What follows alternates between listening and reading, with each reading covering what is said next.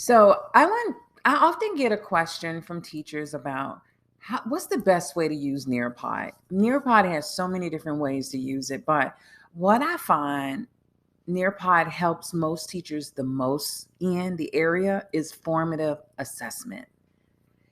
It's because Nearpod is like this fun, cool place. And if students feel safe in a fun, cool place, they're going to more likely reveal to you what they're really thinking with the types of questions and assessments you give them.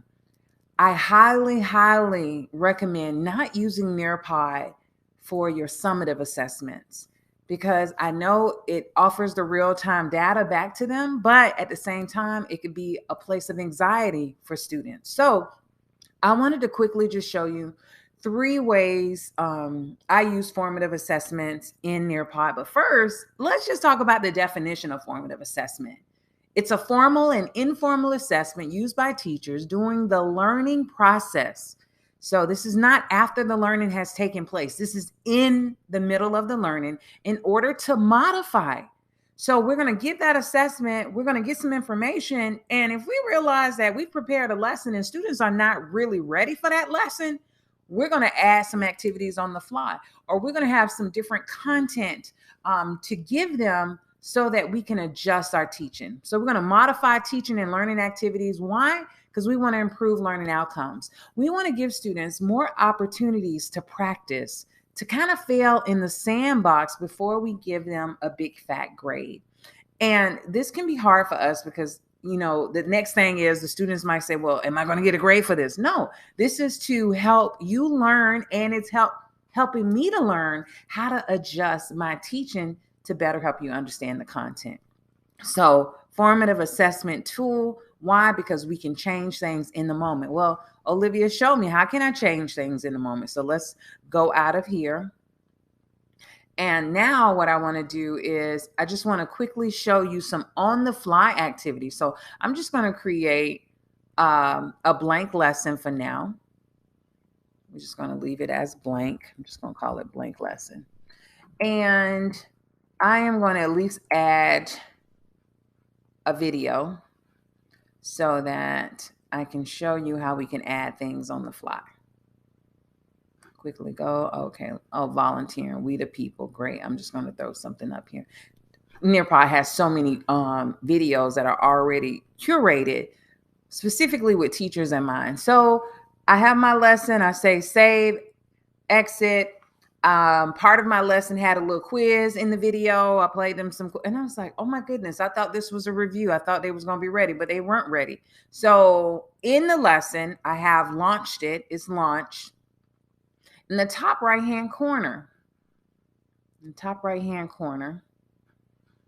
okay, teacher play, because I'm going to play this video from here. We have a menu here, and in the top, it says add activity. So here I can add a slide, I can add web content, I can add an open-ended question, I can add a draw it or a true false. Depending on what I'm teaching, I like to add draw it or open-ended questions, and I'm going to tell you why. So for example, if I add a draw it, I have to add an image. Usually when you have to add an image, they want you to add an image from your computer when you do it on the fly. So please have some scaffolds available so you, just in case, again, anything can happen in a lesson, and good teachers are always planning for the student who doesn't know, because we don't want anybody to be lost. So here I have something here, and I'm just going to say circle the one. Let's get this cap off here. Circle the one that you feel is the best for teaching. So this is a PD I have. So I'm going to say share.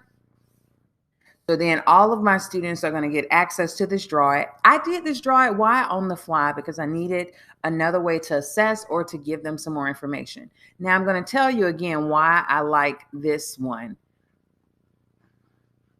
Well, one thing I forgot, when you do it on the fly, you cannot add scaffolds. So for this one, I couldn't add a scaffold because I'm doing it on the fly, which is great.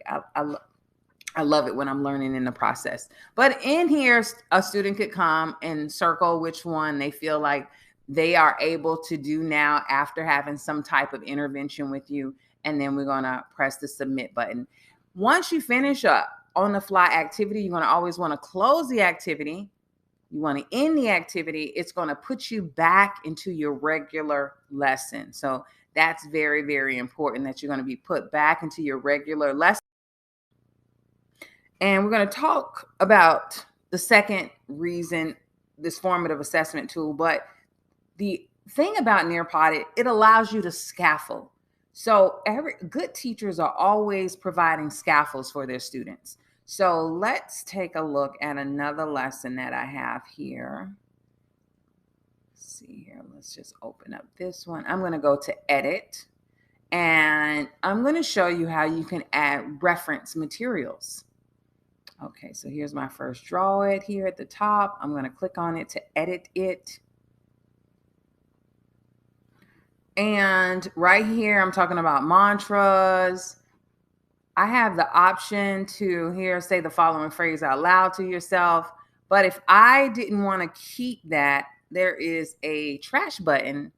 And this is where I can provide several scaffolds. If I know 50% of my students are struggling readers, why can't I read the directions to them?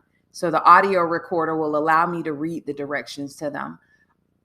If I feel that the students would benefit from an image, maybe they need a visual of something I want them to do, or I want to provide some steps where they can look at the steps and use it as a reference in order to complete the draw it. Then you can click on image, you can search on Google, or you can find something right on your computer or your Google Drive, or if you have Dropbox, or you have something in the clouds. The next thing is you can add video here. So maybe you want them to do something, and instead of using class time to walk through all the steps, knowing some students are not going to get it, they're going to need you to repeat it. You have a lot of students in your class that just can't get it the first time. You can create a video, 5-minute instructional video, and then you give them an activity to work on. So now they're taking more ownership, and if they miss something, they can go back and press the replay button. We have to know our students, and as we build relationships with our students and we really know them, we'll be able to know what supports can help them. And you just let them know that there are supports. Sometimes some students don't need to access the supports, but they're there in case they need them. Because at the end of the day, students, when they feel safe, when they feel like there's help available, they're going to feel more confident to try to do the work that you've given them. And these things also provide accessibility to the content, because you are thinking about who's going to be confused, who might not understand this, who might need more clarity in really understanding the directions or how to get started with this task or this question or this project. So that's the quick tip for today, is think about Nearpod as a formative assessment tool that can be used to scaffold and make learning more accessible. That's this week's tip from the Fearless Educator.